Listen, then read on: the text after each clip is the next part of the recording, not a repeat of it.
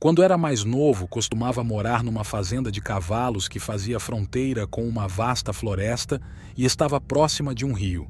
Não éramos muito dedicados à agricultura e só plantávamos algumas verduras. Nosso foco principal de trabalho era a criação de cavalos da raça quarto. De qualquer forma, eu tinha 4 irmãos mais novos e um vizinho que era alguns anos mais velho do que eu. Isso ocorreu no início dos anos 90. Passávamos nosso tempo explorando as matas e descobrindo a região. O rio ficava bem perto da nossa propriedade e do outro lado dele havia uma área de preservação ambiental. Nossos pais não nos permitiram atravessar o rio, principalmente porque não era permitido caçar lá. Eles preferiam que não causássemos problemas. Num dia em particular, por volta dos meus 13 anos, paramos de atravessar o rio por um motivo diferente. Eu, meus irmãos e meu vizinho tínhamos atravessado o rio e estávamos muito mais dentro da floresta do que o previsto. Nunca tínhamos ido tão longe em uma viagem. De repente, um dos meus irmãos avistou uma floresta de pinheiros com árvores de cerca de 14 metros de altura e algumas delas estavam danificadas. Todas as árvores caídas no chão estavam apontando na mesma direção, sugerindo que a floresta estava adentrando. Era apenas um pequeno grupo de pinheiros, mas eu diria que havia aproximadamente 20 árvores quebradas que seguiam na mesma direção. Ao deparar com aquela anomalia, minha primeira reação foi sentir um medo intenso. Eu sabia que não era algo natural e queria sair dali o mais rápido possível. Sempre achei que meu vizinho fosse completamente psicótico e sempre tive a certeza de que ele era louco o bastante para acabar morto. Claramente, ele expressou seu desejo de explorar a região para onde as árvores estavam apontando. Sentia algo dentro de mim me pedindo para sair dali, mas meu vizinho e 2 dos meus irmãos estavam determinados a investigar aquela situação estranha. Seguimos a trilha indicada pelas árvores e chegamos a uma clareira. Assim que entramos na clareira, ouvimos um barulho vindo da floresta onde estávamos anteriormente. Parecia estar se aproximando de nós. Neste momento, eu estava muito assustado e meu vizinho e meus irmãos começaram a rir de mim, zombando da minha timidez. Eles resolveram investigar o barulho e, por isso, continuaram a andar em direção à floresta das árvores danificadas. Eu queria sair, então optei por um caminho alternativo e comecei a voltar na direção da trilha que me levaria para fora da floresta. Após um curto período de tempo, eu estava a aproximadamente 50 metros de distância deles. Porém, ainda conseguia enxergar meus irmãos. De repente, escutei uma sequência de gritos e vi meu vizinho sendo lançado pelo ar, enquanto meus irmãos vinham em minha direção, gritando e chorando ao mesmo tempo. No começo, eu ainda não tinha testemunhado nada, mas logo em seguida aconteceu algo que me assusta até hoje. A criatura soltou um grito tão intenso que ecoou por todo o meu corpo. A criatura aparentava ter aproximadamente 3 metros de altura, possuía características humanas e estava totalmente revestida de pelos pretos. Naquele instante, estávamos fugindo para salvar nossas vidas, no entanto, a criatura não nos seguiu. Corremos por várias distâncias e, quando não conseguimos mais, todos nós caímos no chão perto da nossa propriedade. Estávamos completamente surpreendidos. No fim das contas, nosso vizinho foi lançado a aproximadamente 6 metros de altura e acabou quebrando a clavícula. Enquanto nos recuperávamos, ouvimos o mesmo grito mais uma vez e ele não estava perto. Nunca mais vimos aquela coisa, mas ela nos deixou um aviso claro, um aviso para não voltarmos mais àquela floresta. Atualmente tenho 41 anos e o meu vizinho continua sem querer falar sobre esse assunto. Naquele momento, comunicamos AOS nossos pais que o vizinho havia caído de uma árvore. No final do dia, o que deveríamos ter dito? Devíamos ter dito que um monstro lançou nosso vizinho para o alto e ele quebrou a clavícula? De toda forma, este é o meu maior gatilho de traumas da infância.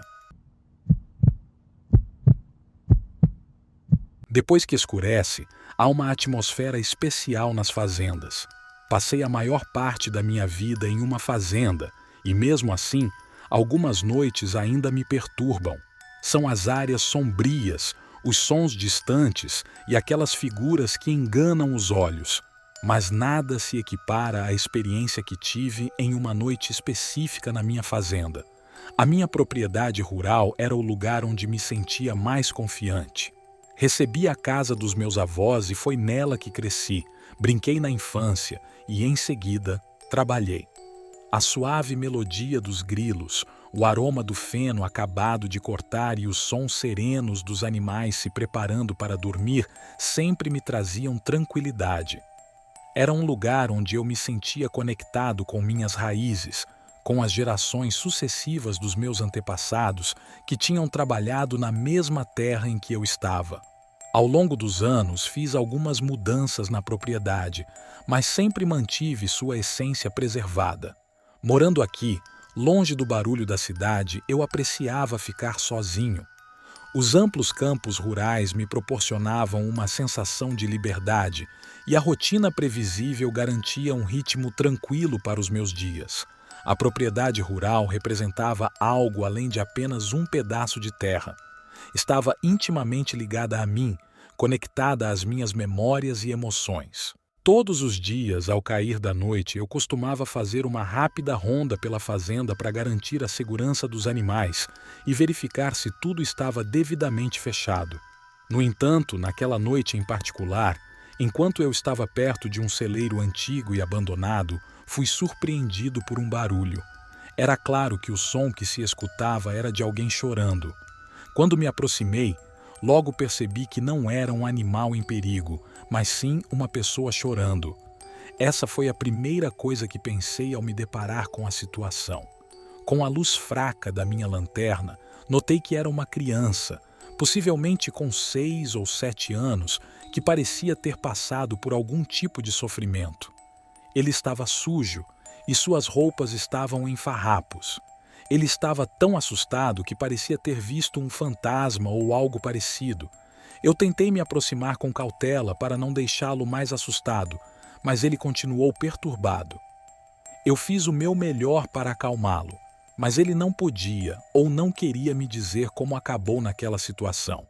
Naquele momento, pensei em chamar a polícia, mas algo dentro de mim me orientava a esperar.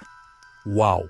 Ele estava na minha propriedade no meio da noite e sua atitude estranha, parecendo chocado ou com amnésia, simplesmente não era compreensível. Decidi analisar a situação mais cuidadosamente e convidei-o para ir até minha casa para comer e relaxar um pouco. No entanto, durante toda a caminhada até minha casa, experimentei uma sensação fora do comum. Não consigo explicar com clareza, mas senti que estávamos sendo observados. Cada suspiro suave, cada sutil movimento das folhas causava-me calafrios. Assim que chegamos em casa, eu me esforcei para deixá-lo confortável, mas ele permaneceu sentado no sofá, imóvel, apenas olhando para o teto. Eu tentei falar com ele para entender o que tinha acontecido, mas foi como falar com uma parede. Ele não respondia e não parecia estar me ouvindo. A noite parecia não ter fim e toda a minha casa estava alterada, como se houvesse uma tensão no ar. Eu queria verificar o estado do rapaz mais uma vez, mas quase me assustei ao abrir a porta do quarto de hóspedes. O garoto tinha sumido. A cama estava vazia e a janela estava totalmente aberta. Saí correndo da casa, gritando e chamando por ele, com a esperança de que ele estivesse por perto, mas ele parecia ter desaparecido. Explorei todos os cantos da fazenda, mas não consegui localizá-lo. Como ele não estava na fazenda, eu me dirigi confiante para a floresta em busca do garoto. Por motivos que não compreendia, eu me sentia bastante agitado e minha memória desse instante é um tanto confusa. Por conseguinte, não consigo precisar com exatidão quanto tempo se passou, mas então a primeira luz do amanhecer começou a iluminar o dia. Nesse instante, eu me dei conta de que já estava bem no meio da floresta. Nesse momento, notei algo que me chamou a atenção. Um túmulo improvisado com uma grande pedra como sinalização.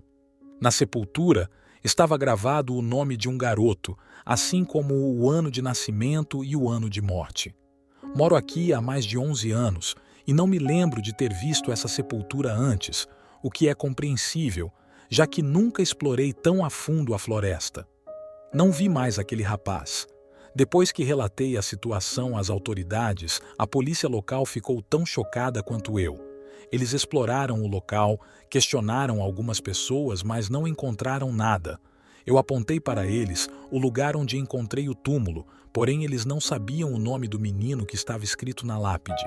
Após aquela noite, o ambiente na fazenda mudou drasticamente e comecei a sentir uma sensação difícil de descrever.